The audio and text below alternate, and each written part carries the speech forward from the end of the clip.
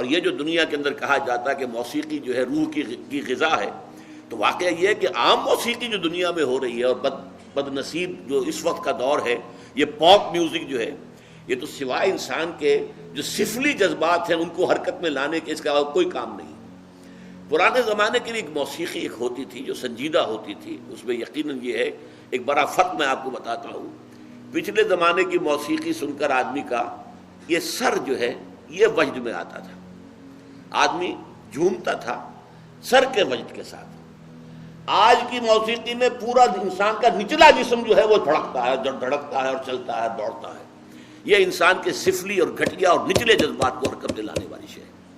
لیکن قرآن مجید کی موسیقی، زین القرآن باصواتکم من لم یتغن بالقرآن فلیس منا وتغنوہ، اس کو بڑی غنا کے ساتھ پڑھا کرو۔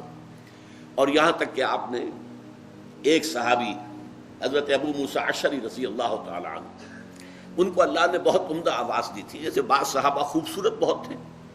حضرت دحیہ کلبی رضی اللہ تعالی عنہ بہت حسین انسان تھے، چنانچہ حضرت جبرائیل جب انسانی شکل میں آتے تھے تو حضرت دحیہ کی صورت اختیار کر کے آتے تھے، دحیہ کلبی۔ اسی طرح صوت جو ہے، صوتی آہنگ اور اچھی آواز، یہ اللہ تعالیٰ نے حضرت ابو موسیٰ اشعری کو عطا فرمائی تھی۔ تو ایک مرتبہ حضور رات کو گشت پر تھے، آپ نے دیکھا حضرت ابو موسیٰ اشعری کے مکان کے قریب، تو مکان کیا ہوتا تھا، حجرے ہوتے تھے چھوٹے چھوٹے سے۔ وہاں یہ تھوڑا ہی تھا کہ اب یہ اتنا بڑا باہر کا کمپاؤنڈ ہے، پھر اس کے اندر جو ہے وہ کوئی ڈیوڑی آئے گی، پھر چھوٹے چھوٹے حجرے تھے۔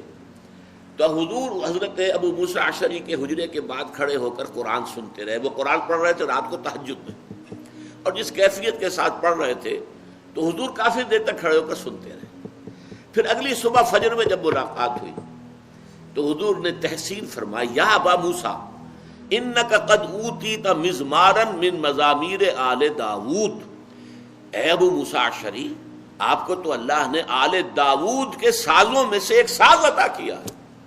حضرت داؤد علیہ السلام کو اللہ تعالیٰ نے لحن داؤدی مشہور ہے، بہت اچھی آواز، حسین آواز دی تھی۔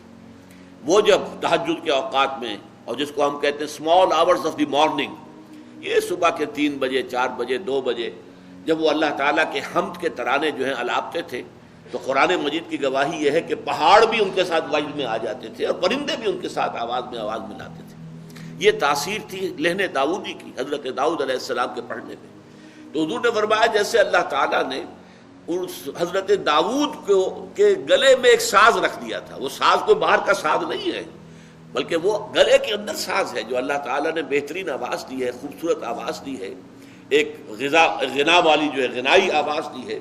تو جیسا اللہ تعالیٰ نے یہ مزمار عطا کیے تھے آل داؤد کو، اے ابو موسیٰ تمہیں بھی اللہ نے انک قد اوتیت مزمارا من مزامیر آل داود، آل داود کے سازوں میں سے ایک ساز اللہ نے عطا کر